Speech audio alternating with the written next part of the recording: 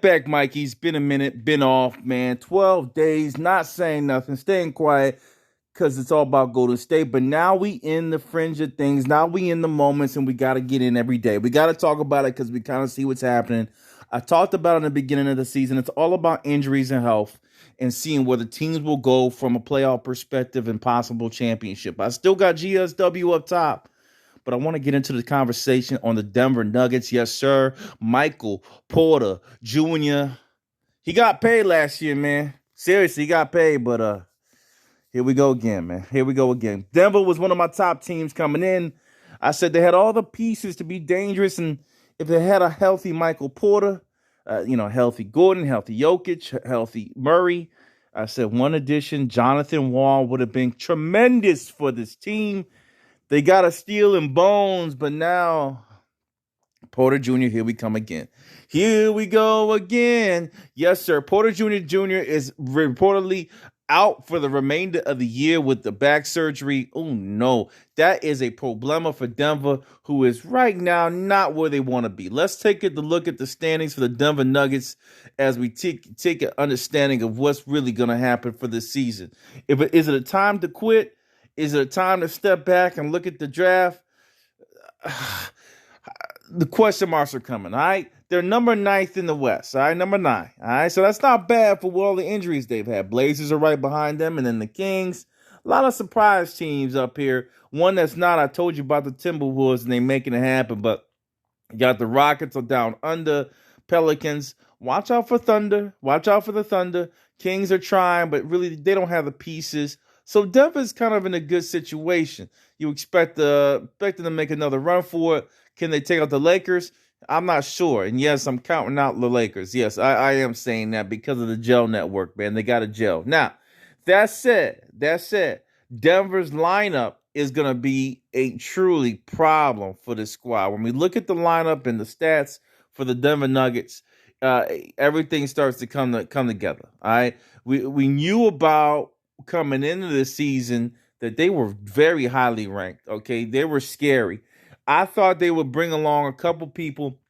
We're gonna go in and talk about them, but right now, when you're leading scorer, let's be straight up honest with you.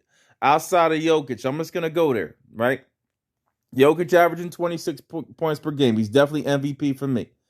Willie Barton's your second leading scorer. All right, playing 18 games, he's healthy. Look at the three-point clip, though, guys. Look at the three-point clip. 39%. Not bad for Willie. Good comeback season. Aaron Gordon is not being the supply he needs to be. All right? He's not being the supply he needs to be. Marquise Morris. Okay? He is Marquise Morris. Mr. Morris out of Iowa. The guard is tremendous as a backup guard. Not sure of him as a starter. Averaging 11 points per game, but it keeps the team safe with not that many turnovers. Now we see Michael Porter Jr. was really struggling this season after getting paid. I hate to keep mentioning that, but it always happens. 20% from 3, bad free throw percentage. Everything was horrible. Something was obviously wrong, or he got that pay bug. You know, when people get paid, they fall asleep. So Porter Jr. decides to take the surgery and come back stronger. What a shame. Jeff Green now has to step up and come up to a role where he was expected just to be the backup and support what Porter Jr. output was for the team. And I don't think he's going to be able to replace that because he was a bona fide star last year at some points. Nashawn Highland was a sneak grab, and he's really going to help them make up some of those losses. Austin Rivers is going to have to step up. But one name that has always precluded everybody is Bobo. And I kept saying, Bo.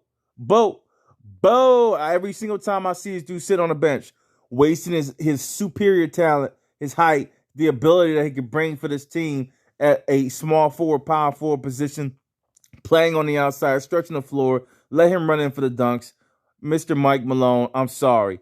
I loved you for everything, but on this dude, I can't respect you. Bobo needs to play. Bobo needs to get the limelight. Bobo needs to step up for Michael Porter Jr. I believe he can, in spurts, slowly move into replacing some of the output that Porter Jr. had, especially when you got Jamal Murray on the run back and you're close to making the playoffs. There needs to be a talking to with Mr. Mike Malone. You need to play Bobo now and see what you get. I understand there's a fear. There's a fear of his injuries. I get it. I know what he's doing. I know what he's doing. Bobo's skinny. He doesn't want to waste that asset. He wants it in spurts in the playoffs as a surprise.